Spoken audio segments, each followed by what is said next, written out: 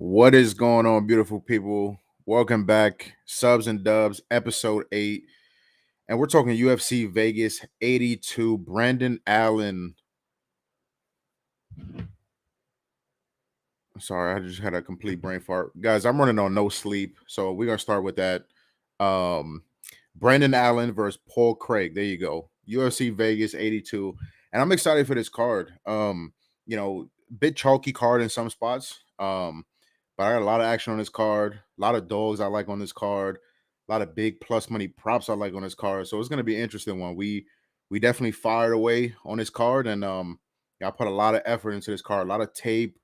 I spent a lot of time on this card. So hopefully that turns into some profit, some big tickets, and some profit for you guys, the people watching. So appreciate you guys being here. Hit the like button if you can. We're gonna get into a lot. So hopefully you guys find value in what we are gonna do, just like every other week.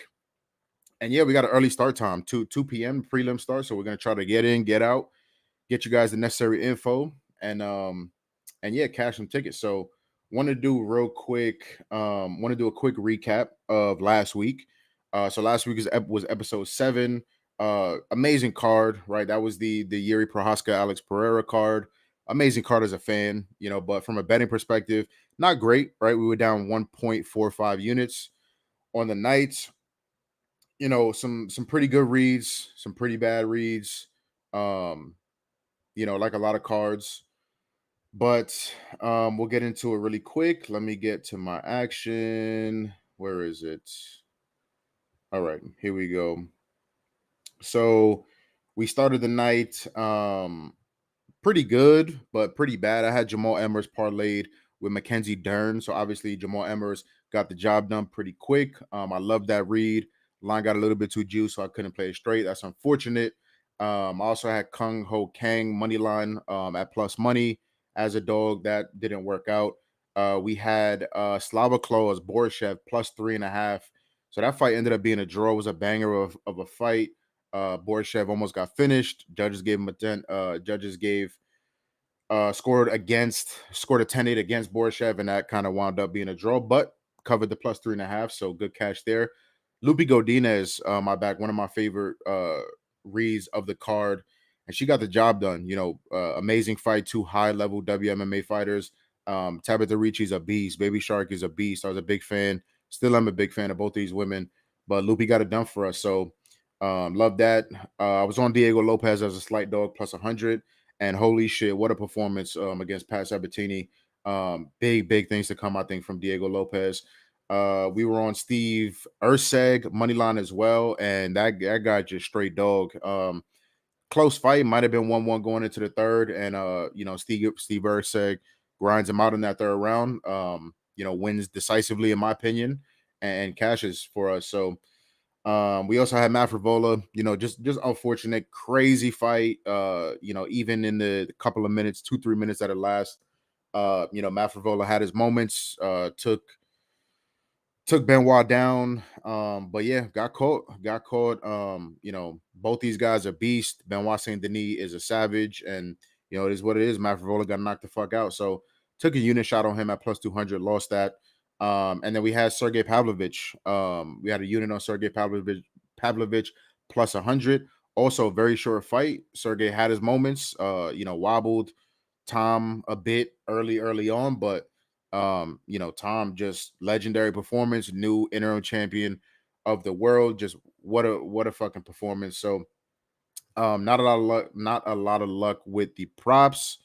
So yeah, mixed bag of tricks last week was, like I said, and minus 1.45 units. But yeah, just always want to be transparent with you guys, kind of let you guys know where the show is going, how the picks are going for the show. Through 7 episodes of the show, we're up over 10 units, slightly over 10 units. So, I'll take that in fist fighting. We've been fist fighting every week. So, I'll take 10 plus units in a span. But, it's all about this week. And, I'm excited to try to add on to it. So, yeah, like I said, I appreciate you guys being here. We got action on the first 4 fights of this card happening today. So let's get right into it. I'll pull up my notes and we will dive right in. So if this would load. there. All right. So first fight of the night, curtain jerker of the evening. We have Charles Johnson going up against Rafael Estevam. Best price I'm seeing right now on Estevam is -145. Best comeback I see on Charles Johnson is +122. So, like I said, I have action all up and down the beginning of this card, and I like Estevam in this spot. I locked him in at -130, just on the money line. And usually I won't find myself in a spot, laying juice on a debutant that doesn't have much experience. Johnson has faced a much better level of competition. Um, this is Johnson's sixth UFC fight compared to 11 total pro fights only for Estevam. But I love the matchup. I mean, the matchup is hard to ignore. Johnson is just 2-3 in the UFC, but he definitely lost that Zalgas fight, just straight up robbery in broad daylight. I think Zalgas clearly won rounds 2 and 3 in that fight, but the judges just hate Zalgas for some reason. We've seen him lose plenty of split decisions in his UFC career so far. Zumagulov was -1200 on the live line at the end of that Johnson fight. Um, I had a hard time watching the back. I had a hard time giving Johnson any round in that fight. Arguably give him round 3, but it is what it is. But the judges gave him a split decision. Only legitimate win I think for Johnson, came against Jimmy Flick, who's just not good and was coming off a 2-year layoff. So, not super impressed by that. We've seen some progression in Estevam striking, but still not great. Estevam striking is not great, not overly technical with the hands. He kind of wings, loop, and punches. But there's a lot to like about his game. Constant, relentless pressure. He wants to take you down. He wants to beat you up. Not the best top control, but when he does get to advantageous positions on top, very nasty, very active with the ground and pound, very aggressive with the ground and pound. That relentless pressure has straight broken multiple of his opponents. Even middle of round 2, his opponents are just broken, just looking for a way out. 4 KOs on his record, on the record of Estevam, but all of them coming on that ground and pound that I was talking about. So really aggressive with the kicks as well. He spams leg kicks, spams body kicks. I've watched tape and he's throwing 5-6 straight body kicks in succession, like boom, boom, boom, straight body kicks, which you like, which I like that aggression. And that's the kind of shit that helps break guys, right? Constantly poking to the body, eating at that gas tank. I've heard some people on the other side of this, but me personally, I think Estevam has good 15-minute cardio, and he has wrestling cardio, which is way different than a striking cardio. Striking for 15 minutes is different than holding up a relentless wrestling pace of 15 minutes. So I like his gas tank. I don't mind it. It's not the best in the world, but he's not going to completely gas on you. And I expect a ton of those qualities to give Johnson trouble. Johnson does not defend kicks at all. He doesn't check leg kicks. We've seen him hurt to the legs many times. Like the Zalgas fight, susceptible kicks to the body as well. Johnson suspect takedown defense as well, which has been a contentious topic, in the MMA community this week. He gets taken down in every single fight, less than 50% takedown defense, but his get up game is super good. So he's very active, sense of urgency when he does find himself on the back, and more times than not works his way up. The thing about that is, even allowing those takedowns, even if you're only allowing 20, 30 seconds of control time, that's the type of shit that can sway rounds. If it's a close round, close striking round, and Estevam can secure a takedown, with a minute left, that's the type of shit that judges like and can sway around. So, and just what I see off tape too is Johnson really struggles when he's pushed up against the cage. He's way better at defending takedowns out in the open, middle of the cage, but when it comes to being pushed up against the cage, I think that's where he struggles to defend takedowns. And Estevam does some of his best work up against the cage, fighting for takedowns. So, Johnson's low volume, which I don't like. It takes him a bit to get going. And those two things result in him losing almost every first round that he's in, except for the Jimmy Flick fight, obviously, where he finished him in round 1. But, even Flick had him in some bad spots. He took him down, took his back. It's very tough to consistently win fights, especially fights that are heavily favored to go to distance, like this one, when you're losing round 1. So, we've seen Johnson slow down too. Everybody's talking about Estevam's cardio. We've seen Johnson slow down too. He comes out very bouncy, a ton of fakes, ton of feints, early in round one. But all that shit normally stops, even beginning of second round, middle of second round. So I'm not saying his cardio is bad, because it's not. He can work 15 hard minutes, but you definitely see him slow down a bit. He's not as bouncy, not as elusive. Um, you know, Less prominent in some of his UFC fights, like the Ode Osborne fight, like the Zalgas fight, because of fouls too. I think it was the Osborne fight. I think Osborne got kicked in the nuts, I think, or was an eye poke or something like that. Osborne took the full 5 minutes. Same thing with Zalgas. I think the Zalgas, I think he kicked him in the nuts a couple times in that fight, and Zalgas took, plenty of time to recover. So, obviously that's good for the gas tank. But yeah, I just think it's, opening the night again, like I said, not a spot I normally find myself in. Debutant, laying juice, and Charles Johnson is no slouch. Charles Johnson can definitely give some people problems, but I like Estevam in this fight. I like his aggressiveness. Yeah, I think he can land takedowns, have moments on the feet, even though the striking isn't great, and I think he could pull this one out. So to open the night, I like Estevan. I got it at -130. I would play it up to maybe -140, -145. So yeah, like Estevan in that spot. Let me check the chat real quick. So we got Brian in the chat. Let's go, Finesse. I appreciate you, my brother. Thank you for being here. Jobin said he needs a lock. We don't give our locks over here, but hopefully we can make you some money, my brother. Checkmate attack. We're here. We're quick. Get used to it. Am I right? Yeah. I guess. I can't see the rest of the chat. Let me try to move this. All right, there we go. Tim is in the chat too. Dern got me also. Yeah. Dern. I don't know what the fuck happened. Dern. I just hate when that happens, when you're watching shit on tape and the fight comes and the fighter just looks completely different than what's on tape. It's hard to cap that. Dern looked horrible. She looked like she didn't know how to strike. She looked like she didn't want to be in there. It was pretty bad to watch. But shout out to Andrade, getting the job done. So but yeah, let's move on. Next fight of the night, we have Trey Ogden going against Nicholas Mota. Best price I'm seeing on Trey Ogden right now is +110. Best price on Nicholas Mota is -130 using the Picket Sports app. So yeah, like I said, first couple of fights got action all of them. I like sorry, join late. Did you already talk about your thoughts on the Estevam weight missing, him looking drained on the scales? I'm glad you mentioned that because I failed to mention that. Yeah, I'm glad you mentioned that. I wanted to speak on that as well. Yeah, so I've talked on this. I've talked about this on the show a bunch. I don't put bets in early. I like to kind of wait throughout fight week, get as much info as I can, and then make kind of the most informed bets that I can. And that includes looking at weigh-ins. I'll sacrifice some line movement, I'll sacrifice some value to try to get the info. In this case, I didn't do that. And that was very stupid and uncharacteristic of me. And of course, every time I try to lock in a bet early, I pay for it in one way or another.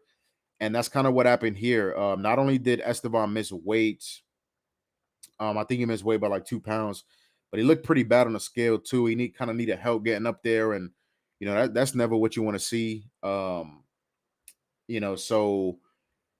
listen, if I would have saw that before I would have placed a bet, I probably wouldn't have placed a bet. Obviously I give all my plays out to GoldBoys. So I wanted to remain as transparent as possible. I didn't want to buy out of the bet, cash out of the bet like most books allow you to, because I know, some of you guys don't have access to that. So me personally, I'm letting the bet rock just out of, trying to be transparent. I do still think Estevam wins, but it's just a terrible look, right? When you're missing weight, he's had weight issues in the past. He was supposed to fight in the UFC, but I think it was like 8-9 months ago and just completely botched the weight cut. I think he was over like 7-8 pounds or some shit like that. So the fight never happened. So yeah, he will not be fighting at this weight class anymore. I can tell you that. If he does if he does win this fight at flyweight, I guarantee it is the last time he fights at flyweight again. So yeah, just keeping it transparent. If knowing the info, that's why I'm so glad Kumar brought that up. If you didn't know that info, now you do know. So before you lock in a bet, obviously, he'd notice of that. But I still think he wins. I'm letting the bet rock, but full transparency, if I would have saw that beforehand, I would not have placed the bet. So yeah, I'm really glad you brought that up. I don't know how I forgot to mention that. Brian, will you also go over what your parlay and I can't see that last word and sing out? Yeah, we'll go over some parlays. I gotta and single out. Yeah, I got some parlays and stuff. I got some long shots. I got some two leggers that we'll talk about later on in the card. So yeah, I'll definitely get those out to you guys. So but yeah, very happy. My man Kumar brought that up. But yeah, let's move on. So next fight, like I mentioned, Trey Ogden fighting Nicholas Mota. Trey Ogden plus 100, Nicholas Mota minus 130. So I like Nicholas Mota in this matchup. I locked in Mota at minus 130, where you can still get it now. I'm just always happy to fade Ogden here, even if that means laying chalk on Mota. Ogden is just extremely low volume all the time, gets off to really, really slow starts.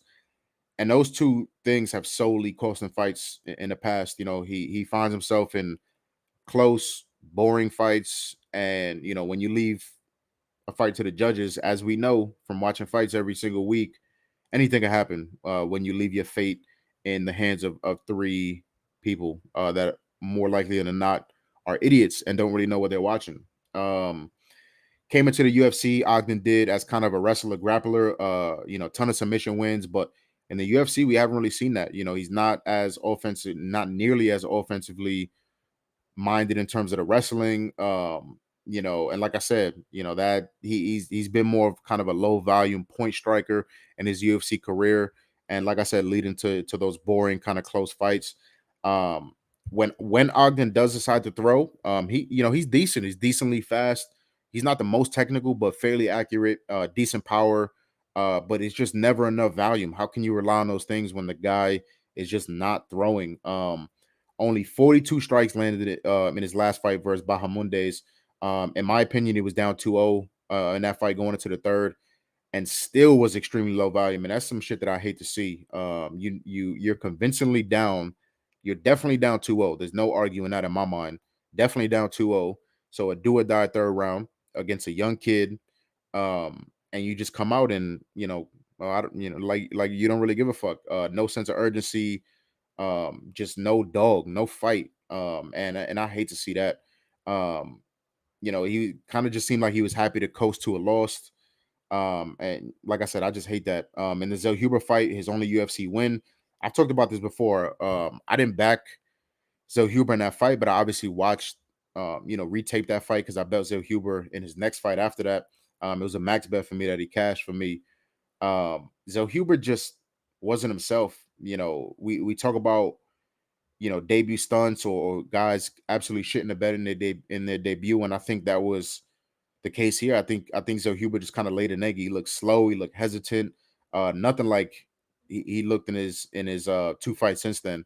Ogden won that fight, landed just 72 strikes in 15 minutes, and 42 of those strikes were to the legs. So Ogden landed 72 strikes on Zellhuber. 42 of them went to the legs. That's just boring and fucking. If they run that back, first of all, I wonder what the odds would be. And second of all, I think Zellhuber whips that ass. I think he finishes Ogden, but that's no here nor there. Just some major red flags for me on the Ogden side too, both inside and outside the octagon.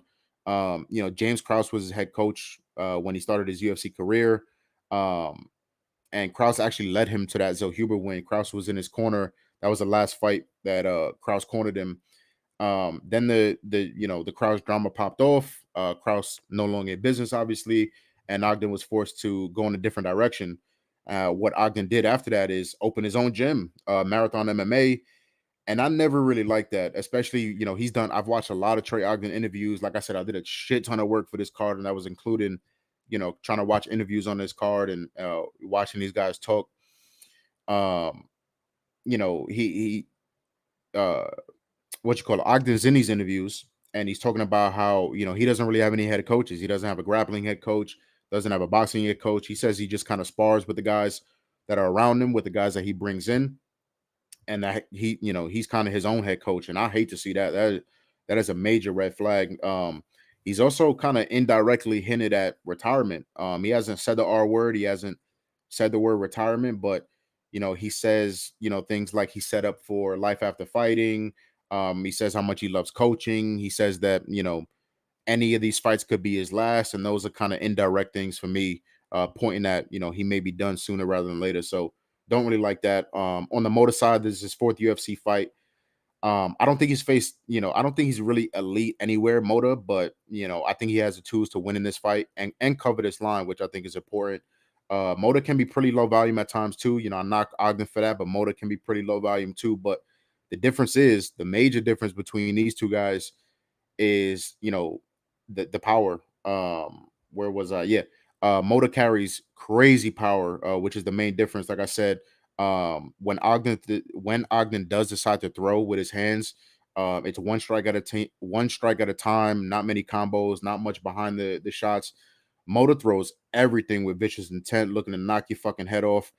And again, in my opinion, I've seen people disagree. I've seen people kind of dig at Mota's cardio. I don't mind his cardio. I've seen him keep up a heavy striking pace for 3 rounds. Mota's takedown defense is good as well, which I think is going to be important in this matchup. Mota seems to have really, really strong hips, good process when he's defending, fast, nasty head kicks on the feet. He's hurt some of his opponents with that fast back head kick, super fast, not telegraphed. I love that head kick. Only true concern on the Mota side is obviously his chin. I think that's being slightly overstated. I mean, he's had some tough sledding in the UFC, some tough opponents. After dominating on Dana White's Contender Series, he makes his UFC debut versus Jim fucking Miller. I know Jim Miller's old, but this was just the start of that Jim Miller violent streak that he's been on as a late. Jim Miller, absolute legend, still very dangerous, even at this point in his career and his age. And Mota was the favorite in that fight, which kind of surprised me. I didn't necessarily remember that, but watching the tape back, Mota was a favorite in that fight, and I just kind of think. I think that shows kind of what the UFC and what the bookmakers thought of a guy like Mota. Put him in there, UFC debut with a legend like Jim Miller, and the books giving him enough respect for him. I think it was like minus 160 in that fight, which is pretty heavy chalk against a legend like Jim Miller. Mota had his moments in that fight. He hurt Miller really bad in round one, but he got caught and got finished. After that fight, beautiful KO performance in his next fight versus Van Camp. Van Camp isn't the highest level of competition, but still flatlined him, vicious knockout. And then in his last fight, fought Manuel Torres. Manuel Torres, if you guys don't know, he's an absolute fucking savage, a killer, absolute killer in the lightweight division. And Mota runs into a nasty elbow, and highlight finish. Lead elbow from Manuel Torres, gets the job done and finishes Mota. But that's a really tough schedule. I think Ogden is a major step down. Ogden's talked about, in these interviews, he talked about how disappointed he was in his last fight and how he wants to kind of show better. I don't necessarily know what that means. I think that could mean one or two things. Either Ogden comes out more aggressive, and I think if he does that, he's gonna get knocked the fuck out, or he's just kind of lying and just kind of saying what sounds good, like fighters are known to do. And he comes out and he's the same old boring Ogden, and I think Mota wins that fight too. So Mota gets hit a decent amount, but I think Ogden's striking defense is much worse. Ogden gets, it's hard to throw without landing anything on Ogden. Ogden's striking defense is terrible. I expect Mota to be more active. I expect him to stuff takedowns if Ogden decides to offensively wrestle, which he really hasn't. I think Mota can actually find some top time of his own. If he wants, kind of catch Ogden off guard, catch Ogden kind of rushing in. But the power, like I mentioned, I think the power is going to separate him. I think Mota's going to win more moments. Even if Ogden is kind of pulling him into the fight that Ogden wants to fight, a slow paced, boring fight. It's those moments that can win rounds. So Ogden could be winning 4 minutes of the round. And Mota comes out, lands a huge shot, and kind of steals the round. So, yeah, I like Mota in this fight. I think he has a lot of advantages, and that's 2 for 2, 2 fights, 2 money line bets. But yeah, give me Mota minus 130. Like that spot. Checkmate attack. Can we move on to the next fight? When I so please, my brother. When I so please. That's the thing about this show. And then we'll move on to the next fight. I want you guys to get picks. If you're here for picks, you'll get picks. Trust me, you'll get picks and you'll get winners. But I want part of this show to be kind of a behind the scenes, trying to help you guys in any way that I can get better, capping UFC, kind of, give you a little bit of my insight. So if I'm long-winded, I don't really give a fuck. I did the work, so I'm gonna talk as much as I fucking please. Anyways, on to the next fight. I appreciate you being here, though. Always appreciate you being here. On to the next fight. What do we have? Lucy Pudilova is going against Eileen Perez. Very interesting fight. Very, very interesting fight. Best price on Pudilova right now is plus 150. Best price on Eileen Perez is minus 180. So I told you guys I had a lot of dogs on this card, and this is where it's gonna start for me. So I got some interesting ones in this one. So I took Lucy Pudilova plus 3.5. That's minus 140 on DraftKings. I also took Pudilova money line at plus 160. I also took Pudilova round 2 KO at 37 plus 3,700, and I took Pudilova round 3 KO at plus 5,000. So super juicy props there. And we'll get into why right now. So, looking at this line, I couldn't believe it. I think there's a shit ton of recency bias in this line. Perez looked like an absolute demon in the last fight. Dominated Ashley Evans Smith, while Pudilova just got absolutely robbed in a fight versus Jocelyn Edwards. Again, another fight where I thought Pudilova clearly won round 1 and round 2, but lost a split decision in that one. It's a much different fight for Perez than the Ashley Evans fight. Ashley, with all due respect, she is not good. Not UFC level. 1-5 in her last 6 fights. Pretty bad everywhere. Straight up punch and bag. She's an absolute fish off her back. And Perez was just kind of able to bully her the entire 15 minutes. Ashley presented zero adversity in that fight. It's easy to kind of dominate a fight. When there's nothing coming back at you, when you have no respect for anything that your opponent's throwing back at you. In Perez's UFC debut, Edgar, we saw much different there. Edgar fought her on one week's notice, and pretty much dominated Perez, finishing her within 2 rounds. I think Edgar is closer to the type of things we can expect from Pudilova. Much better movement, much better striking, and much better grappling than Ashley Evans Smith. Pudilova actually opened as a favorite in this fight. I think she was close to like minus 140, minus 150. Which I think is super, super telling. Now she swung all the way to obviously a big dog. And I think the line is just crazy inflated because of that recency bias. Say what you want about Pudilova. I've heard a lot of, disparaging things this week about Pudilova, but she's a dog. Perez comes out super aggressive with a striking, uses a striking to set up takedowns. And I think that'll work against her in this fight. Pudilova is great at controlling distance. I think she can use her length, use her movement, and make it tough striking wise for Eileen Perez. I think Pudilova catches her with some shit as she's entering range. Perez usually enters range pretty sloppily, kind of rushing in, looking to get on your hips. Way over aggressive, I think Perez is, and I think Pudilova can take advantage of that. Because of that, I also think Pudilova can accrue some top time this way. Pudilova has decent top control, aggressive when she gets to good positions, nasty ground and pound, nasty elbows from top position.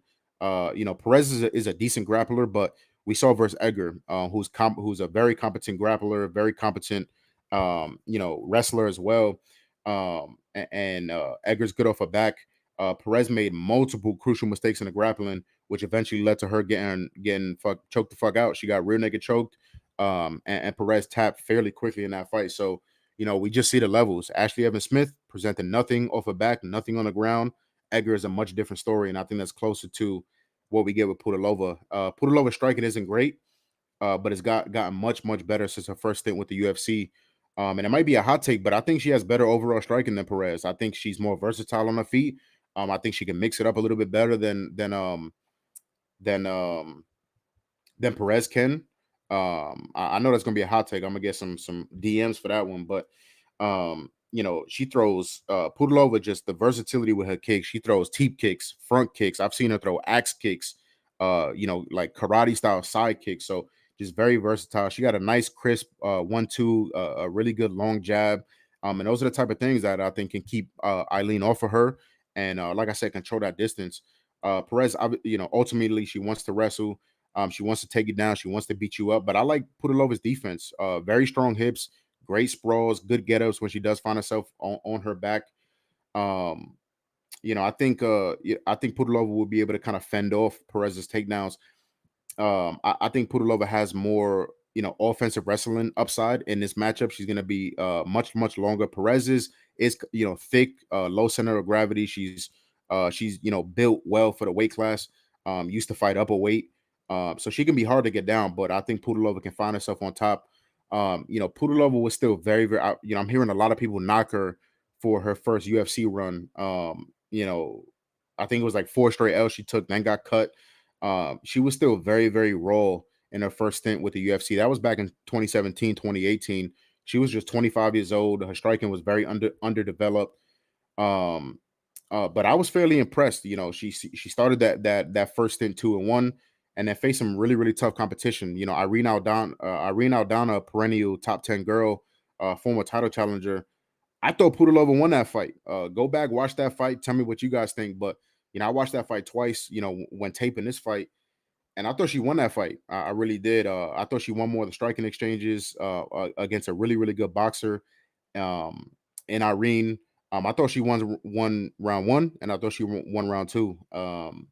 But lost a split decision in that one.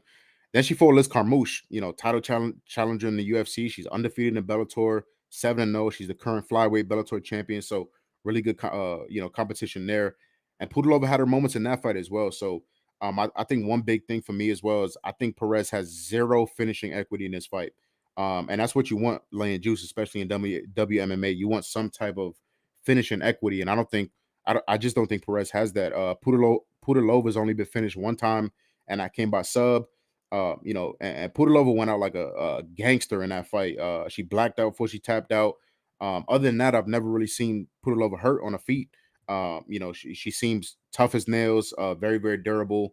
Pudilova is the more experienced fighter. I think she wins a majority of the striking exchanges.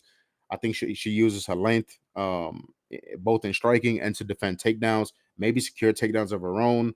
I also think she finds some dominant positions, and that's why I'm playing Pudilova round 2 and round 3 KO. I think 37-1 and 50-1 are ridiculous. Pudilova's ground and pounder is way too vicious. So whether that comes off, Eileen Perez making mistakes in the grappling like we've seen before, or that's Pudilova working the offensive wrestling, getting herself in dominant positions, and raining down ground and pound until the ref pulls her off. So I think for such long odds, I think it has a really a decent enough chance to hit. So Jerry's in the chat saying, what do you think about over 2.5 rounds? I think that's the most likely outcome. Just like a lot of WMMA fights, I think that's the most likely outcome is for this fight to go to decision. But like I said, and it helps when, in my opinion, it helps the over when only one side has finishing equity. So that always helps the over. But yeah, I would definitely lean that way. I'm not mad at it. I'm not going to talk you off for that. Even though I do think, like I said, Pudilova does have finishing equity later in this fight. But yeah, great question. But yeah, let's move on. 4th fight of the night, and we're going 4 for 4 in terms of action on this fight. So Jekka Saragi is going against Lucas Alexander. Best price on Lucas, huge favorite, -550. Best comeback on Jekka is +390. So I got a couple of different spots I like in this fight. I like the fight too. Excuse me. Let me get my shit together. Okay, let's start over again. I like this fight to start round 2. I got that at -225. I put 2 units on that. I also took a shot at Jekka money line at +410 on FanDuel. And I felt obligated to play Saragate by Jekka by KO +1100. And let me get into it. So, like I said, I told you guys I like dogs on this card, and I'm taking a shot here. So The money line is just a half unit play. Fight to start round 2 is a 2-unit play, and then just a small sprinkle on the 11 to 1 KO prop for Jekka.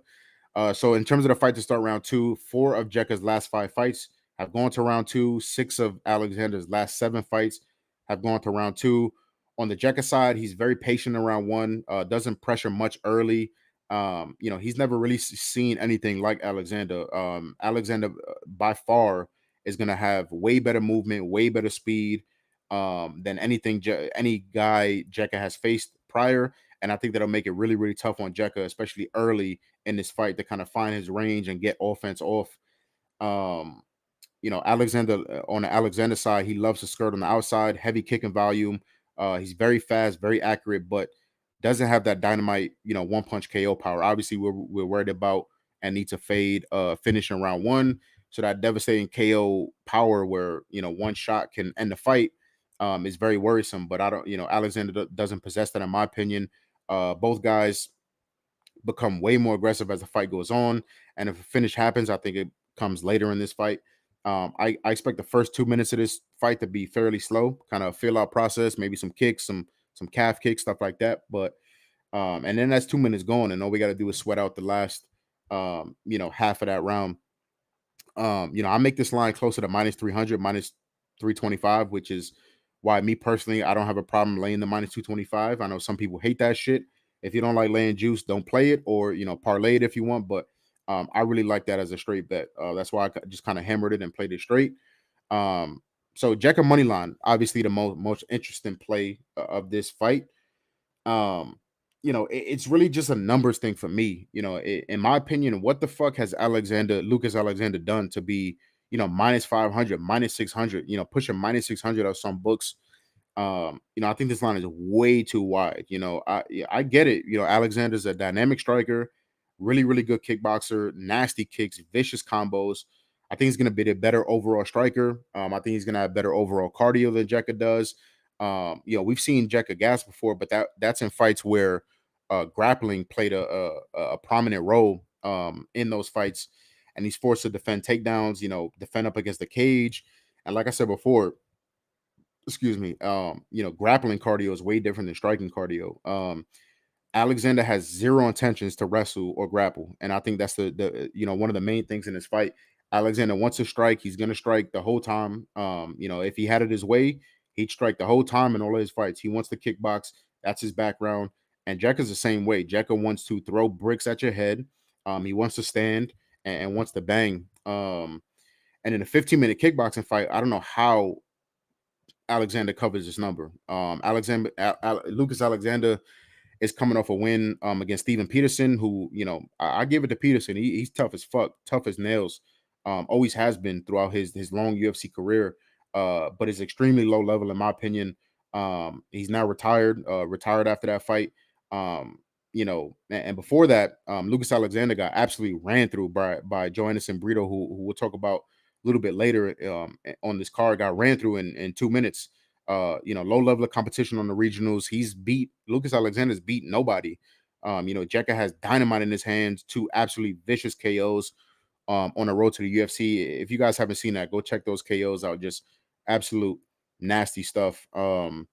12 total finishes, 13 wins. And, although he slows down a little bit, his power does carry across 15 minutes. He's dangerous for all 15 minutes. 5 finishes in round 2 or later, which you love to see. That power and having enough cardio still get guys out of there later in the fight. He's cutting down to featherweight for the first time in his career, which I think will suit him. He was pretty small 55er, so I think he'll find a home at featherweight.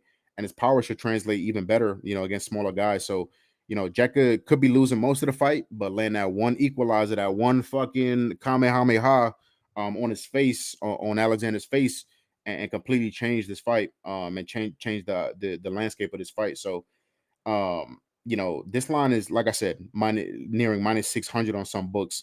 That implied probability, minus 600, is a 90% implied probability. I think that's fucking wild for a Lucas Alexander fight. I cap Alexander winning this fight around 60-65% of the time.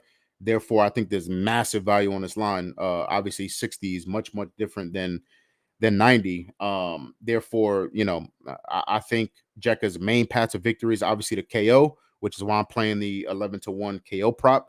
But yeah, just taking a stab. I think more times than not, Lucas wins this fight. But like I said, it's a numbers play. I've had a lot of nerds in my DMs. Oh, if it wins, it wins. If it loses, it loses. I get it. I get somewhat that point of view, but um, we're gamblers, we're sports bettors, so it's about what's the line, is the value on the line, and can Jekka, even maybe in a loss, can Jekka cover this line? If this fight goes all 15 minutes and it's a split decision, in my opinion, I did my job. Getting a plus 410 on a split decision, that's where we want to be, because we'll make profit.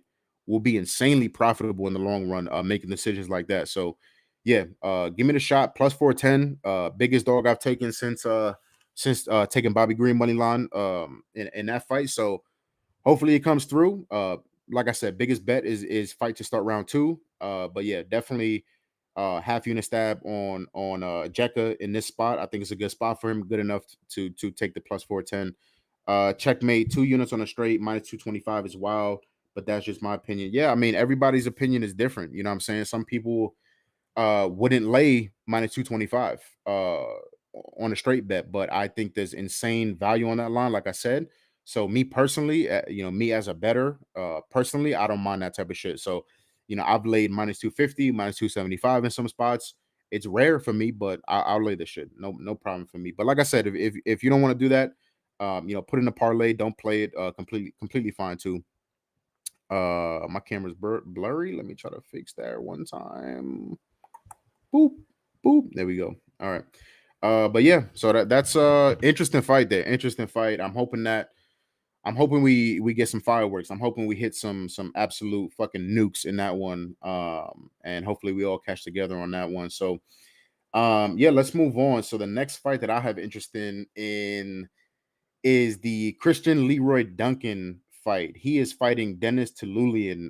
Best price on Leroy Duncan is minus 600.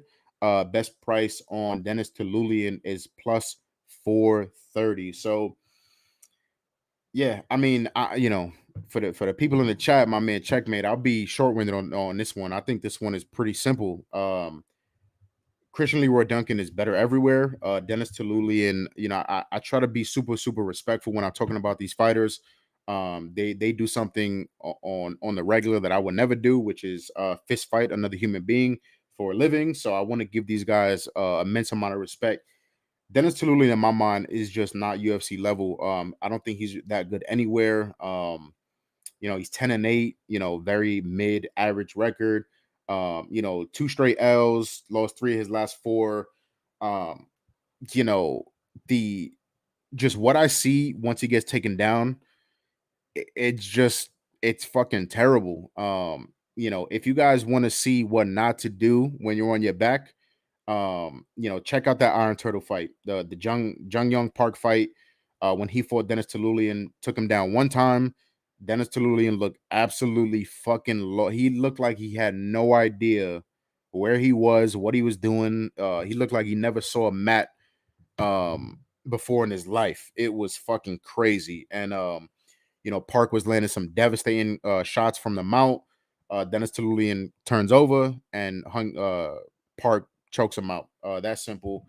Same thing with the Rodriguez fight. Rodriguez takes him down one time. Everybody, I remember that fight. I backed RoboCop in that fight, and everybody through the screens, everybody on Twitter was yelling at RoboCop, just fucking wrestle, please wrestle, and you would dominate this fight. And that's exactly what he did. Came out first minute of the fight, took him down. Um, you know, quickly sliced through Tulian's defense on the ground. Was ground and pounding his face off. I also took Rodriguez sub in that spot because I did think he would wrestle, which he did, and easily could have got the sub in that spot, but just landed some vicious fucking elbows and knocked Dennis the fuck out. I think RoboCop only landed like 1 or 2 elbows, and Dennis Tulian was out cold. So Christian Leroy Duncan, I'm hearing people this week trying to poke holes and kind of take digs at him because of his last fight versus Armin Petrosian. Armin Petrosian is a fucking savage. I don't know if you guys know that. Armin Petrosian is a very, very tough test, especially only your second fight in the UFC. Christian Leroy Duncan is still only 28 years old. Only 9 fights into it, at that point was only 8 fights into his pro career. That is a huge test for a guy at that point in his career. And still has some moments in that fight, but Armin Petrosian is much, much different than Dennis Tulian. Christian Leroy Duncan is going to be way more athletic, way faster, the way more technical striker, the way better, more versatile striker, way just better everywhere. Everywhere you could think of, Christian Leroy Duncan is going to be better. And it's really that simple for me. So yeah, I played a couple different things. So I parlayed. What did I parlay? I parlayed Christian Leroy Duncan, and I paired him up with Michael Morales, Mr. Spider-Man, who we're going to talk about in the co-main event of the evening. That checkmate is going to love this one. So that parlay, Christian Leroy Duncan and Michael Morales, is minus 183 on FanDuel. I put 3.66 units on that to win 3 units. I absolutely love that fucking parlay. Like I said, Leroy Duncan, I think, is going to demolish Dennis Tulian, and we'll talk about Michael Morales later on.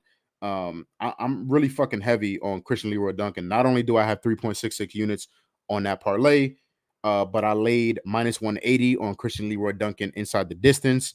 I laid a full 1.8 units on that to win 1 unit. And I felt obligated to play Duncan by sub. I got the worst of the line. It's only sitting at plus 500 right now on FanDuel. But like I said, if Duncan decides, I want to shoot and I want to take him down, he's gonna take down Tulian. He's gonna get to dominant positions. And I say this all the time. It's just as easy to wrap up a sub as it is to KO somebody when you're in a dominant position. And I think Leroy Duncan does have a sub on his record.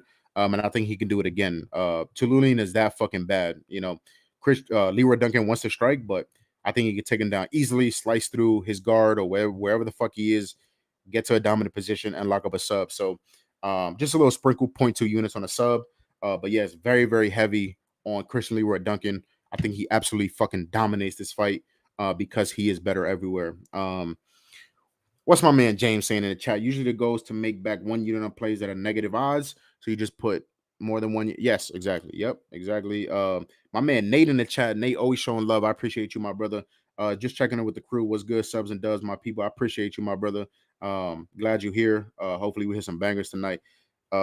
Checkmate. Yeah, I know. I just personally not my strategy is something I parlay to get plus money or really close, but everyone has. Yeah, absolutely. And I welcome that shit. I'm always interested to hear different betting perspectives, different methods that people have.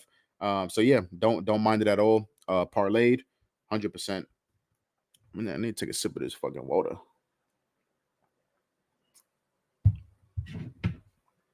Okay, so yeah, moving off of that fight, I can't wait to see Christian Leroy Duncan absolutely destroy Dennis Tulian. That's besides the point. So next fight I want to talk about Luana James, just man in the sky. We're gonna skip the Brito fight. I think I have Brito next on the agenda, but we're gonna skip that one. Next fight I want to talk about Luana Pinero is going against Amanda Rebas. Amanda Rebas minus 235 on the money line. Best comeback on Luana is plus 190. So I told you guys I like a lot of dogs. I did tell you that. And this is going to be, I think, the third dog already. Third dog of the show. We are rocking with Luana Pinero. So this is how I played this. I played Luana plus 3.5 at minus 120 on DraftKings for a unit. And then I put half a unit on Luana money line at plus 195, which is still widely available. That price. So yeah, I like Luana in this spot, and let me tell you why. I know a lot of smart people that are on both sides of this fight, which makes it really, really interesting. I know a lot of people I respect, some really, really smart people that are on the Rebas side, but yeah, I like Luana. Biggest thing for me in this fight, Rebas has been around for a while. She's been ranked for a minute, top 15 woman for a minute. fought the who's who of two divisions. She moved up and fought Macy Barber, and then moved right back down for this fight after she got absolutely destroyed by Macy Barber. But Kaylee Chukagian, Marina Rodriguez, Mackenzie Dern, Randa Marcos, Paige Van Zandt, just the who's who in WMMA in these lighter divisions. So yeah, much respect. She has some good wins. A lot of those women that I named, she beat, including Mackenzie Dern, Paige Van Zandt, Viviana Araujo, which is a good win. But this fight kind of profiles to me more like a Macy Barber fight, more like a Marina Rodriguez fight. Both fights that she lost, that Amanda Rebas lost, and both fights that she got knocked out in. And biggest thing for me with Amanda is the striking defense. It is terrible. The striking defense is terrible. That was way evident. If you didn't know that before the Macy Barber fight, Macy Barber taught you guys that really, really quick. Macy Barber is a savage. I love Macy Barber, but Amanda Rebas is getting hit and dropped in a lot of her fights. Got dropped multiple times in the Macy Barber fight. Verna Janjaroba, who's a wrestler, not really known for her hands, she dropped Amanda Rebas. Araujo hurt, even though Araujo lost that fight. Araujo hurt Rebas on the feet. I'm pretty sure she knocked her down. I want to double check that because no, did not knock her down, but hurt her on the feet. And then of course Marina Rodriguez hurt her super bad and finished her in that fight. And it's really just that striking defense. Luana has definitely progressed throughout her UFC career, in my opinion. Dana White Contender Series winner gets the finish in Dana White Contender Series, and then fights Randa Marcos. Super funny hearing the takes on that fight. Marcos got DQ'd in that fight because of a up kick while Luana was grounded. A lot of people saying Luana should have won a fucking Emmy award in that fight. Who knows? Who knows? You get kicked in the fucking head. Who knows? Who knows how you're feeling? But yeah, that was a fight. Tough fight. UFC debut, obviously coming off the Contender Series. Marcos is not great. She's not elite, but she's one of those girls that if you're not ready and you don't belong in the UFC, I think Randa Marcos can teach you that lesson.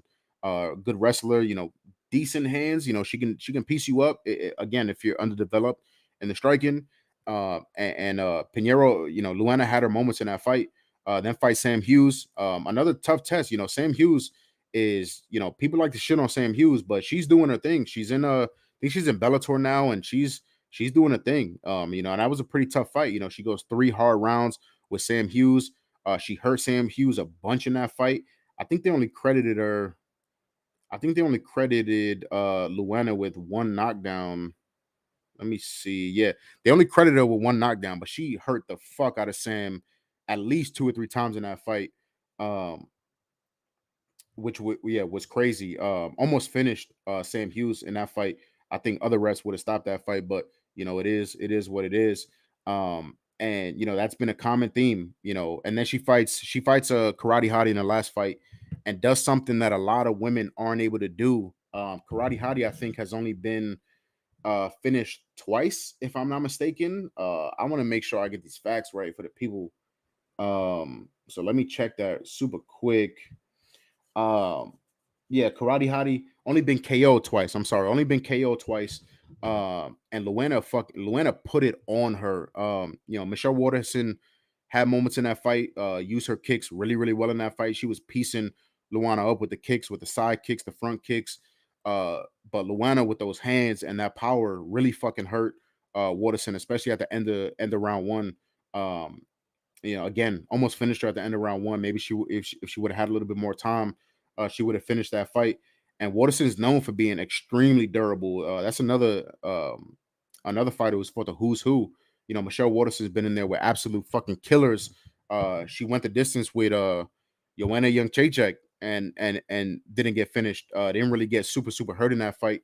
Yet Luana comes up in there and almost knocks her the fuck out. And that's something that I talked about this last episode. I forgot who we were talking about, but that raw power in WMMA is so valuable and so fucking rare that it can really win you fights alone. And I think Amanda's striking defense is so bad. Pinero's gonna hit her. Pinero's gonna hit her. It's just a matter of, can Rebas take those shots for 15 minutes? And I don't think she can. Both these girls, obviously, Pinero's a BJJ black belt. Pinero's a judo black belt, which she uses, obviously uses well when she's in the cage. Her throw series is vicious. Front headlock throws. She hit that shit like 4 times on Random Marcos, and inside of one round, she hit that headlock takedown throw like 4 fucking times. She also has like a front headlock throw, like just really vicious shit in the clinch. Very, very dangerous in the clinch as well. Strong knees, strong elbows in the clinch. I just have a hard time expecting Rebas to take all of that damage. Rebas is, I think she's only 32, 33, but at this point, she's taking a bunch of damage. Just took an absolute ass beating from Macy Barber. Macy Barber was able to get her out of there. But yeah, I just don't trust Rebas to be able to avoid the power for 15 minutes. Luana's weird. I don't think she slows down, but she doesn't absolutely death gas. I think she does a decent job fighting through being tired, come middle of round 2, round 3. But her power definitely translates. She's hurt women in round 2, hurt women in round 3. So yeah, 15 minutes to catch Rebas with some shit. I think she does it. I really do. I think she does it. So I like Luana. Like I said, took the dog shot. I'm not gonna play the KO because the KO I think was only like plus 500. I was hoping to get plus 750, plus 800, plus 900, but unfortunately only plus 500. So I think she can get it done by KO. I think she can get it done by decision. I think she has multiple paths in this fight. So yeah, give me the dog. I took the plus 3.5, and I took the a money line shot at nearing plus 200. So all right, what do we got in the chat? Nate, Montana is towards the bottom under what? I think I missed something. That ain't water, Playboy. That's a motherfucking Grey Goose. Maybe it's clear. You know what I'm saying? It's clear. That's all I can tell you. I can't disclose anymore. Montana, I know I ain't that high, but where's your channel in the Discord? If you're talking about mine, yes, I think it's towards the bottom of like premium pick posters. But yeah, I think they answered that for you. Yeah, right under Eli's, I believe. Um, Montana, if I could post a photo on here, I would show y'all he's there. He's not there. What? They icing me out, bro? Are they icing me out? Am I fired and I didn't know? That's news to me, my brother. But yeah, hit me up, DM me if you're still having trouble, and I'll help you along. Brian, COD double chance KO, TKO sub, and Morales money line parlay minus 118. I love that, my brother. Yeah, I love that. Easy way to kind of get the juice down. Again, if you're one of those people that don't like laying the juice, laying minus 180, minus 190. Like I said, Christian Leroy Duncan is gonna finish Dennis Tulian. I have a lot of dollar bills on that. So yeah, I love that parlay. I love that parlay. XRV XVR in the chat, sometimes they're unchecked. Oh yeah, that's a good point. Maybe check your Discord settings or something. Check the box. Yep. Good ish, Monty. Yep. How would you rate your customer support? Okay, that's a question for the chat. But yeah, checkmate. If you have any questions too, feel free to hit up the GoldBoys support page. We got a lot of people answering questions there. If you have any questions for me, obviously I'll be happy to answer. But yeah, with that said, I appreciate you guys rocking me so far. Doing pretty good. Doing pretty good on time. Almost an hour in, so we're gonna wrap you guys up here pretty soon. Get you guys out of here. I can't believe it's been almost an hour. It feels like 15 minutes. As you guys know, could probably tell already, I love fucking talking. I love talking even more about fights. So I could do this shit all fucking day. I could do this shit all day, but I promise I won't. I promise I won't. Real quick, I want to take a real quick second and thank the sponsors of the video. We would not be doing these kind of lives and have this much accessibility to get in front of you guys if it weren't for our sponsors. So I want to take a second and shout them out. Sleeper Picks, you guys should know about Sleeper Picks already. One of the best DFS platforms in the world. All sports that you're looking for, all props that you're looking for. And now's the perfect time to join. Use code FTB and you'll get a 100% deposit match up to $100. So $100 free dollars. Deposit 100, get 100 free.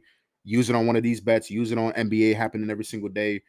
Perfect time to join in, especially if you're in a non-legal state. So, I live in Georgia. I know what that's like. If you're in a non-legal state, download Sleeper Picks. And then Pick Sports. You guys hear us talk about Pick Sports all the time. when I do these shows and I'm talking to you guys, I'm live on my phone, on the Pickett Sports app, getting you guys the to the minute best lines, and Pickett makes that possible. Completely free platform. Download Pickett, use it, shop your best lines. It is much easier to be profitable long term as a sports bettor if you're getting the best line all the time. So, just wanted to take a quick second, shout out the sponsors. Appreciate you guys for being here. Like I said, hit the like button if you like what you're hearing already. We got some more action for you guys. So if you like what you're hearing, if you got some value already, if you're ready for this card, ready to make some money tonight, hit that like button for me. Helps us out a shit ton. Appreciate you guys. My man Nick in the chat. That's my name too. My name is Nick too, bro. Mota money line, Pelova money line, Jekka KO, Duncan money line, Morales money line, Luana money line. $5 wins 1K. Okay, hold on. Let me think about this. Nicholas Mota. Okay, love it. Pelova money line, love it. As a dog, right? Love it. Jekka KO's, might get a little sketchy, but I played it, so I like it. Duncan money line, might as well be a free fucking square. Morales money line, love it. Luana money line, not Luana. I don't know. I'm getting all fucking mixed up. Pinero money line, like it. Just talked about that one. That scene. I don't know. That it seems like that parlay should not win you a K. It seems like that should win you much less, but obviously the dogs in there help that out a lot. But I like them, my brother. I'm not gonna talk you off of that. If we can get through the Jekka KO, then we are live. We are live, my brother. So if Mota's gonna win Pelova and we get the Jekka KO, we got legs. If that does happen, right? If Mota wins, if Pelova wins, and if Jekka gets the fucking knockout, I need you to DM me on Twitter so we can sweat that shit together. I'm gonna play that. I'm gonna play that parlay right there. You better hit me up after those three things, those 3 legs cash. You better hit me up so we can sweat that shit together. That's gonna be a fucking banger right there. He said that water must be spiked. I can't disclose that, my brother. I can't disclose what's in my cup. Okay, you can't ask what's in my cup. Anyways, yeah, I appreciate you guys rocking me. Appreciate you guys being in the chat. So what do we got left? So only one fight left that I want to talk about. And I kind of brought this up with the Leroy Duncan fight. Michael Morales is fighting Jake Matthews. Best price on Michael Morales that I see right now using the Pickett Sports app is minus 310.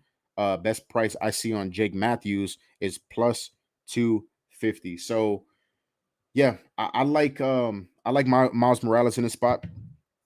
Like I said, I parlayed him with Christian Leroy Duncan. I mean, Michael Morales is just, one of the brightest prospects, in my mind, in the entire UFC, not only the welterweight division, in the entire UFC. 15-0, undefeated, 12 finishes and 15 wins, 11 of those coming by KO.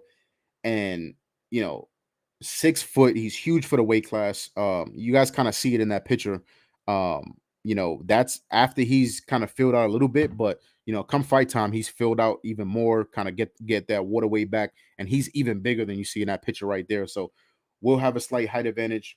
Is gonna have a massive reach advantage. I think it's like 6 or 7 inches. Yeah, 6-inch reach advantage. Michael Morales is 6 foot with a 79-inch reach. That is fucking humongous for the welterweight division. And he's only fucking 24 years old. It is ridiculous. We first saw this kid in 2021 where he's 21, 22 years old. Picked up the win on Dana White's Contender Series. And then, pretty tough sledding. He's had 3 UFC fights, and they were not fucking cakewalks. He fought Officer Giles in his UFC debut. And I talk about this a lot. Guys like Trevin Giles, guys like Max Griffin, who he fought in his last fight. Those are guys that if you're not ready for the UFC or if you're a fucking fraud, they're going to show you, and they're going to show you really fucking quick. Michael Morales was able to come out versus Trevin Giles, flatline Trevin Giles in the first round. It was vicious. Caught him with like a check hook from in close, kind of short little hook. And, Officer Giles, we've seen Officer Giles need backup a ton in the UFC, but Officer Giles was DOA. You know what I'm saying? He was it was vicious. It was pretty fucking crazy. Um, and that's a spot, right? Super young, 23 years old, UFC debut. That's a spot where a lot of guys, lay eggs. Even if they're super talented, a lot of guys lay eggs in that spot. And Michael Morales passed that test with flying colors. Adam Fugit, he fights Adam Fugit next.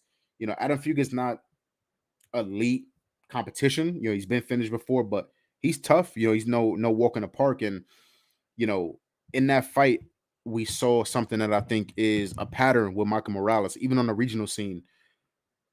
For being only 24 years old, a lot of these young kids come up through the regionals, through UFC, like Bonfim, right? We just saw Bonfim get fraud checked by Nicholas Dalby, right? A lot of these guys, especially coming up undefeated, they don't face any adversity, right? They're finishing their guys in 1 minute, 2 minutes, 3 minutes, and you don't really have a chance to face that adversity. So we don't know how these guys are gonna look the minute they face adversity. That's not something we got to worry about with Marcus Morales. Watch his regional tape. He's been in some bad spots. He's been taken down. He had to eat punches and kind of walk through punches. So we've seen him fight adversity in his regional tape. The Adam Fugit fight, Adam Fugit took him down in the first round, hit him with some shots. So that's adversity.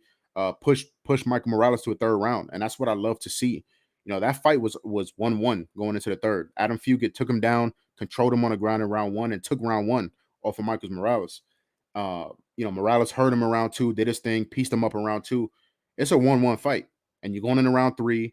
He comes out as soon as the bell rings for round three, comes out aggressive, comes out with that sense of urgency, which I love to see, and not only gets the job done, but finishes Adam Fugit with another sequence in close, kind of a check. I think it was like a check left hook or something like that, in close, and finishes Fugit in round three, which is just massively impressive for me.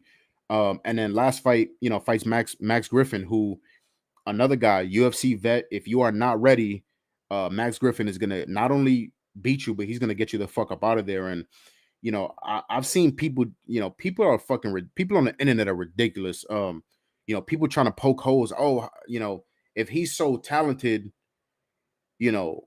why is he not finishing Max Griffin? Max Griffin, he's 19-10, right? Max Griffin has 10 losses. Only one of them has come by finish. And it was a KO.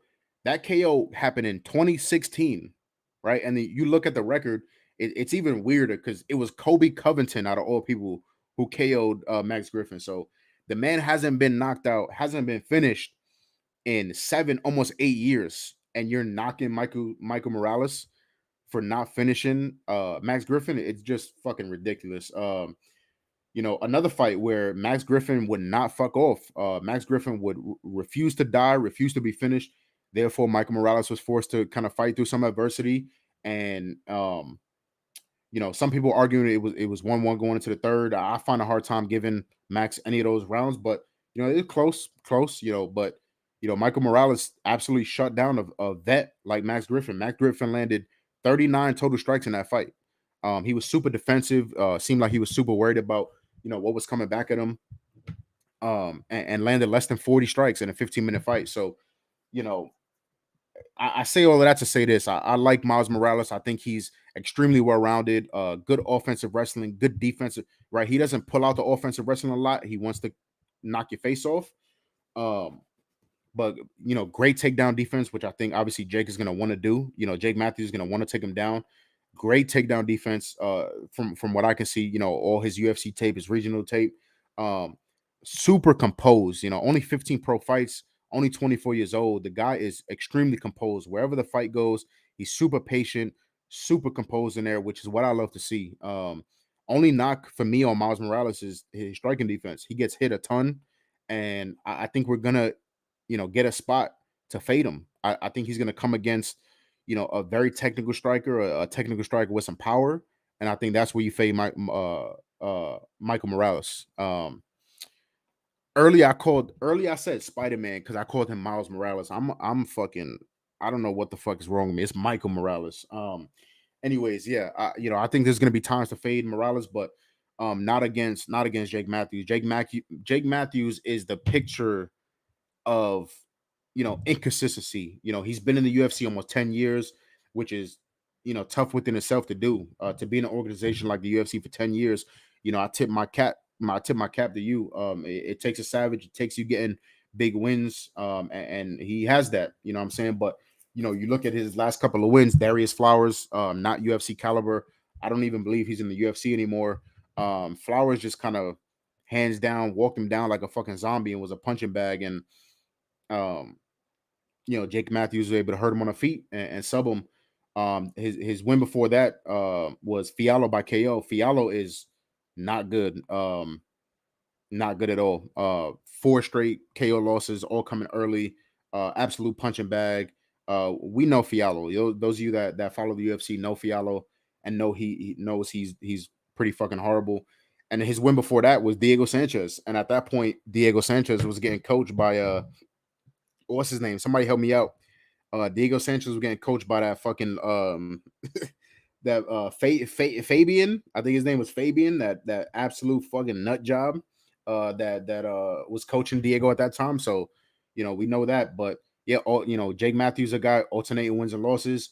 A guy like Matthew Semmelsberger who has that power that Michael Morales does. Was able to hurt Matthews multiple times. He dropped Matthews 3 times in that fight. Came close to finishing him a bunch, but Matthews was able to tough through it. So, that combination from Michael Morales of that technical boxing combined with that bricks for fucking hands, just absolute bricks, devastating power. I think it's gonna be too much for Jake Matthews. So, y'all let me know, how did Jake Matthews win this fight? I have no idea. I have no idea how Jake Matthews wins this fight. I think Morales is the better offensive wrestler, better defensive wrestler, way more technical striker, more powerful striker. I just don't see how Jake Matthews wins this fight. So, that's why I'm not hesitant at all to parlay Marcus Morales with Christian Leroy Duncan. I would lean toward, if you guys want some props. I didn't play any props on this fight, but if you guys want some props, I think Michael Morales gets this done inside the distance. However he wants. I think he could sub Jake Matthews. I think he could finish him, by knockout, or win a decision. So, play some props if you like. Maybe take a stab at some round props for Morales and get yourself some plus money. But yeah, that is it for me. That is it for me. So I'm gonna put out a long shot parlay, but I'm gonna save that for Twitter. If you guys want it, we got about 45 minutes before the start of the prelim. So if you guys want it, follow me on Twitter at FinesseTheBooks. I'm sure a lot of you guys are following me already. If not, hit that follow button. I appreciate you guys. And that pretty much wraps it up for me. So I'll just quickly do a little bit of a recap. So from bottom to top, I am on Rafael Estevan moneyline minus 130. I'm on Nicholas Mota minus moneyline minus 130. I'm on Lucy Padalova plus 3.5. I'm on Padalova moneyline. And I took some long shots, some juicy props. Padalova round 2 KO at plus 3,700, and Pudilova round 3 KO at plus 5,000. I took fight to start round 2 in the Lucas Alexander and Jekka Saragi fight. That's a 2-unit play for me at minus 225. I took a stab on Jekka moneyline at plus 410. I also took a stab at Jekka by KO plus 1,100. Luana Pinero plus 3.5 on DK. I also took Pinero moneyline at plus 195. I parlayed Christian Leroy Duncan and Michael Morales at minus 183. That is my biggest play of the day, 3.66 units. I laid 1.8 units on Christian Leroy Duncan inside the distance at minus 180. And I also played Duncan by sub at plus 500. So we did not talk about this fight, but I will give you guys these props too. The Mick Parkin fight. Mick Parkin is fighting Cal Machado, who I don't like at all. I do not like Cal Machado at all. I think he gasses a ton. I think Mick Parkin has a lot of advantages in that fight. Therefore, I laid 0.2 units on each of these. I took Mick Parkin to win in round 2 at plus 500, and I took Mick Parkin to win in round 3 at plus 900. So, ladies and gentlemen, I mean, holy shit, what a card. I get fucking goosebumps even looking at my card. I'm gonna pat myself on the back. I did like I said, I did a shit ton of work. I'm not the one to toot my own horn, but yeah, I did a shit ton of work for this card. Put in a lot of tape, a lot of work on this card. And I really like the outcome. That's pre-flop. We'll see how the fights play out. I may fucking hate myself come a couple hours from now, but I love this card. I love this card. I think we're gonna make a shit ton of money. And I think we're gonna add on to the already successful start of subs and dubs. So yeah, that's it for me. If you guys have any questions, feel free to put them in the chat. I'll answer them real quick before we get out of here. Like the video, put some comments in the comments if you're watching this back, kind of playing this back. Who do you guys like in the main event? Should be a great main event. Not a fight that we talked about because I don't have action in it. I want to try to keep it short, but great main event. Brendan Allen going against Paul Craig. Should be a great fight. Should be violence in that fight. Should be an amazing fight in the 185 division. But yeah, comment who you guys like. Comment best bets, long shots. If you guys have any parlay ideas, let me know. I'll respond to all the comments. So what do we got in the chat? Now it makes sense why you spend a lot of time talking about the fights. I didn't know you select only your favorites. I thought you did the entire card. No, my brother. Yeah, so that's why when I have a guest, I'm more likely to talk about the whole card in case my guest has action. But if it's just me, I'm gonna try to keep it as short as I can. With that said, we've already been live almost an hour and a half. Holy fuck.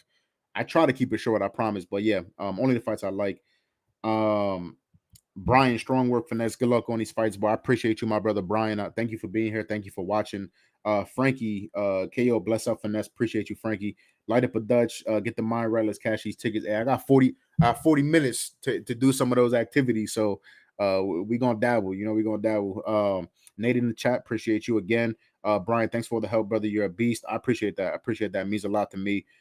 Checkmate. Is there not a written recap somewhere? I mean, I got all my plays in GoldBoys, but no, nothing written. Just play it back. Once we end the live, it'll become kind of a play backable on YouTube. Just play it back. Brian, thanks for doing extensive homework and grind. Absolutely, my brother. I do it for you guys. I do it for me. I do it for GoldBoys. Yeah, happy to do it. I love breaking down fights. But yeah, appreciate all you guys in the chat. Like I said before, appreciate the sponsors, Sleeper Picks, Picket Sports. Download them. Use code FTB. Yeah, have to do that. But yeah, we'll end it there. Hopefully, you guys got some value in what we did here today. We're here every week. I'm gonna try to be here every single week. Barring something crazy happening in my life. If there's UFC going on, we're gonna be live breaking down the card. Hoping to have some. I'm working on some really special guests, some banger guests, legends in the game. I'm working on some of those, try to get them on the program. But yeah, episode 8, subs and dubs, UFC Vegas 82. Thank you guys for being here. Thank you guys for participating in the chat. We are gonna make a shit ton of money tonight. Early start. I'm glad we don't gotta wait 4 or 5 hours for the fucking card to start. 2:00. I will see you guys there. If you have any questions, want to talk about anything, chop it up about anything, my DMs are always open at FinesseTheBooks. Follow me, DM me. But yeah, that is it for me. I love you guys. James, thank you. Man in the Sky, making all these graphics, making all this fancy shit possible. Thank you, James. And yeah, appreciate you guys. Same time next week. I'll see you here. Same time next week. But yeah, like the video, comment. Appreciate you guys. Love you guys. And I'll see you next week. I am out.